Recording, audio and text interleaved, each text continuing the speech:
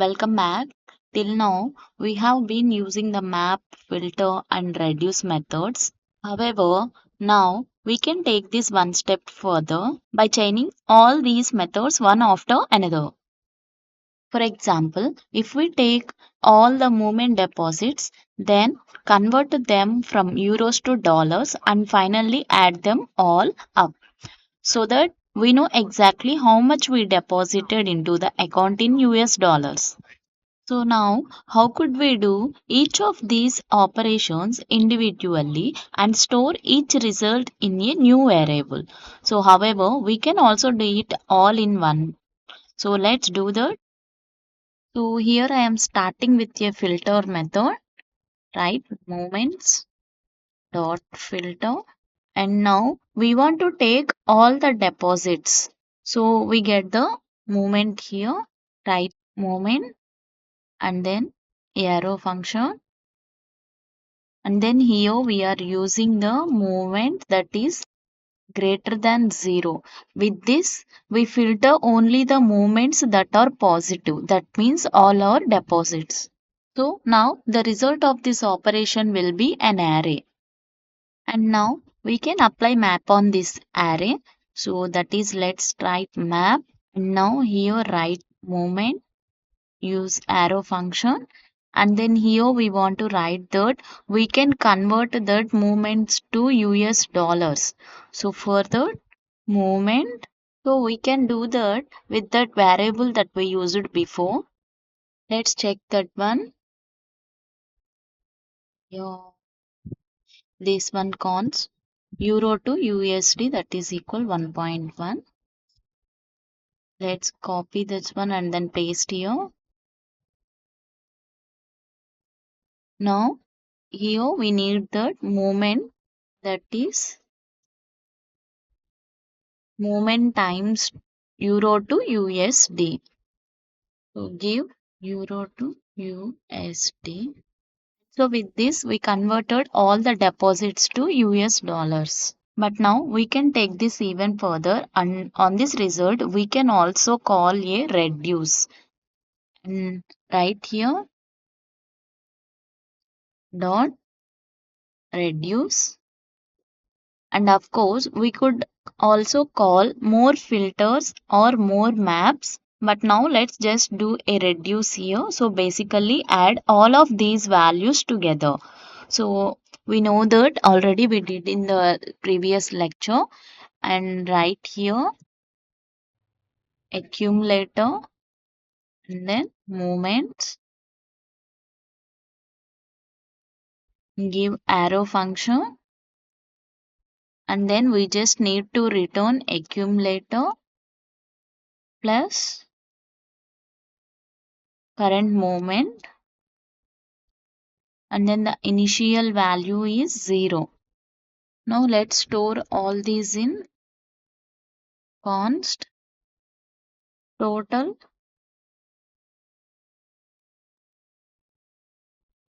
deposits USD, give capitals. Now you see that what we did here, three data transformations that we did, and let's log this to the console.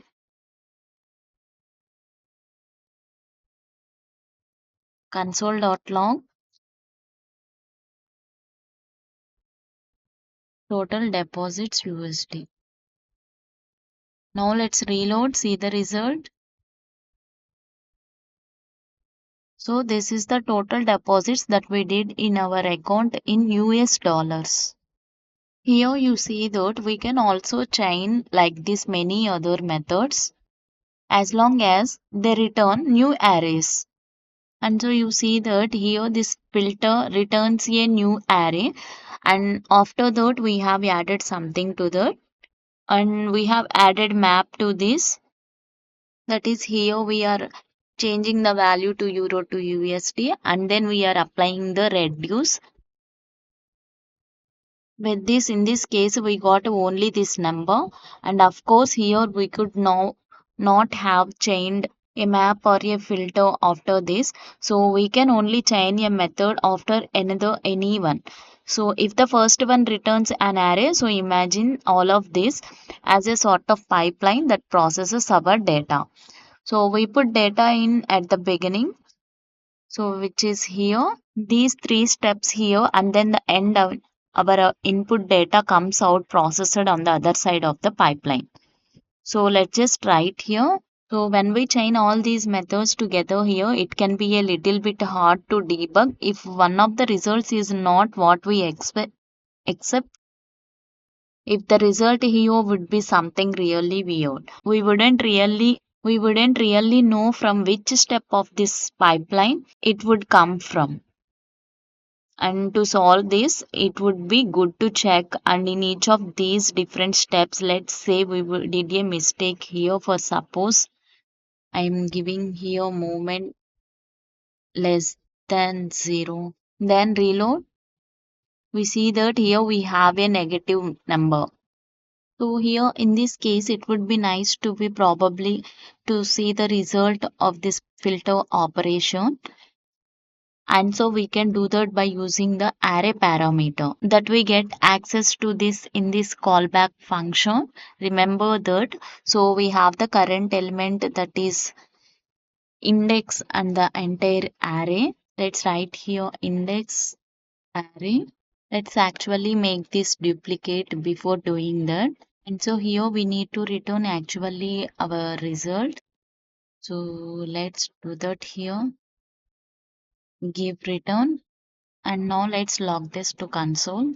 Current array. So let's see the result. See here we have that it is this array of the three negative movements. So let's log the movement here one more time. Movements, reload. So we have the movements, all these deposits and withdrawals. And here we have that we got these three negative movements now. And so that is the result of this filter here. And if we want to see the result of only this operation, we can check out the current array and the next array method that has a chained on that filter. So in this case, it's the map. So this is one of the great use cases of having access to this current array, because you see, of course, this array has to be the result of the previous operation. So of this filter, it is not this initial movements array, because that's not what we called the map method on. So the map method we called and the result of the movements that filter, and therefore that is the value here of this array. So now it was of course logged here three times, because this callback function here is called three times.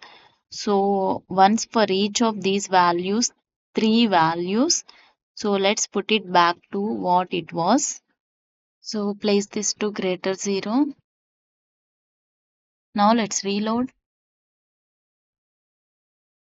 So now the values are printed five times, because here we see that we have five values in the array. And also now let's turn this off. So this will show that to you we can inspect the current array at any stage of the pipeline using the third parameter of the callback function. And now that we know how this chaining works, we can go back to our application. So let me give you some more space. And here we can now calculate these statistics down here. And so that's all of the deposits.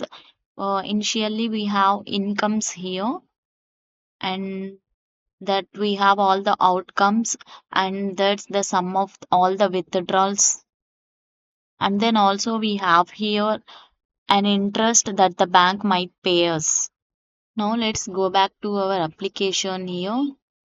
Display moments here in this balance. Now here I will create another variable. Let's write here const calculating display summary, and that is equal function moments. Now let's call this one calculating display summary. We can call this one with the account one dot moments. Now let's start by calculating the incomes. So write const incomes. So we have the first value here, that is incomes, and that's all the movements. So for that, let's write here movements, and then we filter them for only the positive ones. So give dot filter and then give what we have given there, movement arrow function, movement is greater than 0. And here on this statement, now we can apply chain another one. So that is reduce, apply the reduce method. So we want to add all these positive numbers together. So there is no mapping involved in this. Let's write here accumulator and then movement, use arrow function. Now here accumulator plus current movement and basically the initial value 0. So give it a save, and now we can put this inside of the label. So in this HTML element, so let's inspect here this summary value. We have summary value and summary value in. And so here we have summary values here in this label. We have that in here summary value in label sum in. We also need label sum out, and this label sum out is for this out, and also we have label sum interest for interest. Now back to the code. Now let's write here label sum in dot. Now we have our old text content property, right? Text content that is equal using literals, and then incomes, and let's add an emoji that is euro. Search here, this is the euro. And so here also, if we want to interested to change this to euro, let's give it that one. Now let's reload here. We have that here incomes of 5,000 euros. And now here, if we want euro sign for all these funds, withdrawals and deposits, give here also.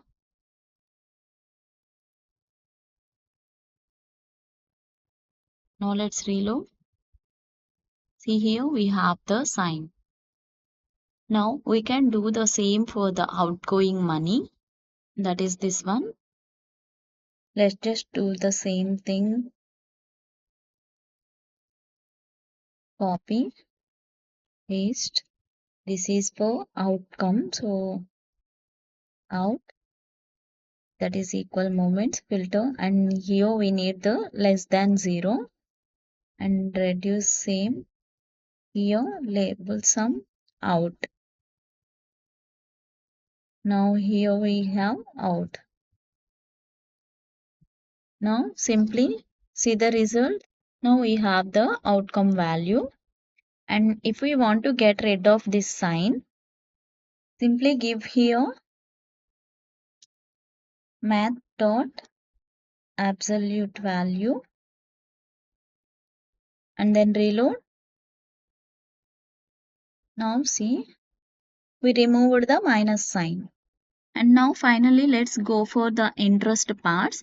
And so let's say that this bank pays out an interest each time that there is a deposit to the bank account, and that interest is 1.2% of the deposited amount.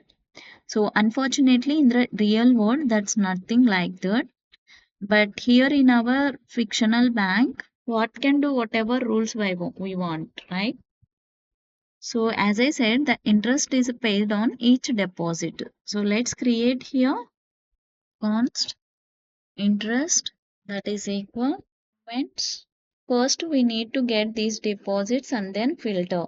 And then each of these deposits will receive 1.2% So where do we do that? And we are going to create a new array which contains all of these interests.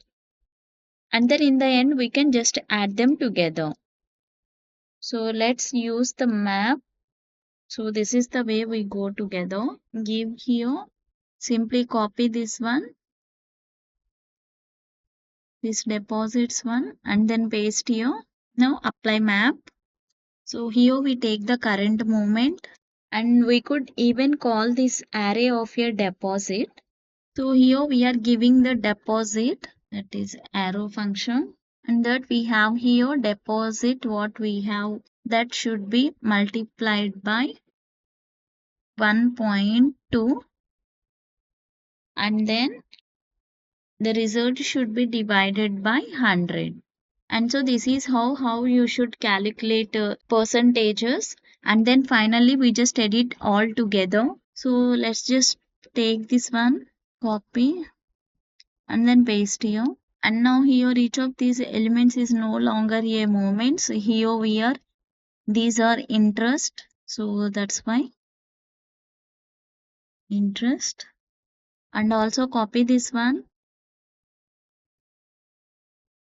and then paste here.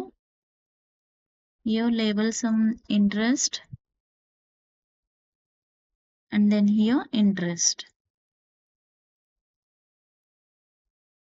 Now let's reload. We have an error that it's dot it's dot. Now reload. See here we have that interest, that is, see here we have the interest.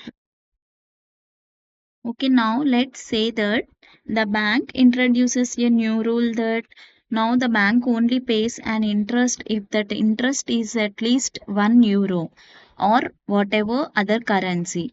So where do we put that in our calculation? So again, only if one interest is at least 1, only then it will be added here to this total. So this is going to be somewhere between this place and where we actually calculate the individual interest, and here where we then add them together. Let's add a new method here in the chain between the map and the reduce. So that is here. So that is going to be a filter because we basically want to exclude the interest rates that are below ones. And so this one here is an array of interest. So right, and so give here arrow function, and then in this block write console.log. We need the array, and also we need to return that is to filter the results of calling these interests here. So for values that are at least 1.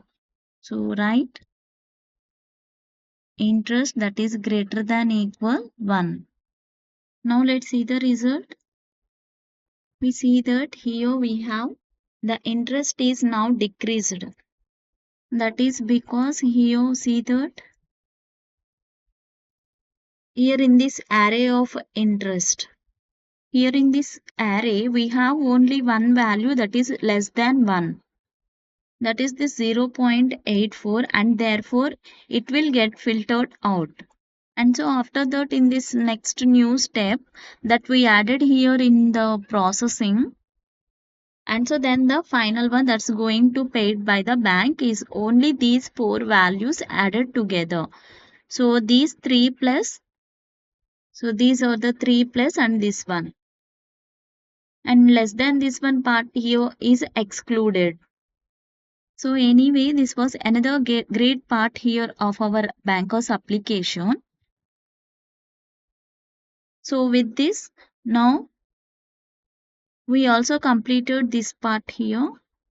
And now we are done with this, and before completing the lecture, let me just give you a couple of remarks about the chaining. So first, we should not overuse chaining. So we should try to optimize it because chaining turns off methods one after other. can cause a real performance issues if we have really huge arrays. So if we have a huge chain of methods chained one after the other, we should try to compress all of the functionality that they do into as little methods as possible. So for example, sometimes we create way more map methods than we actually need, where we could just do it all in just one map call. So when we chain methods, you keep looking for opportunities of keeping up your code performance. And second, it is a bad practice in JavaScript to chain methods that mutate the underlying original array. And an example of that is the splice method. So again, you should not chain a method like the splice or the reverse method. I mean, you can do that for a small application like this one. It's not a big deal and it's not going to cause problems, but in a large scale application, it's really always a good practice to avoid mutating arrays. And so this is all about the session. See you in the next one. Thank you.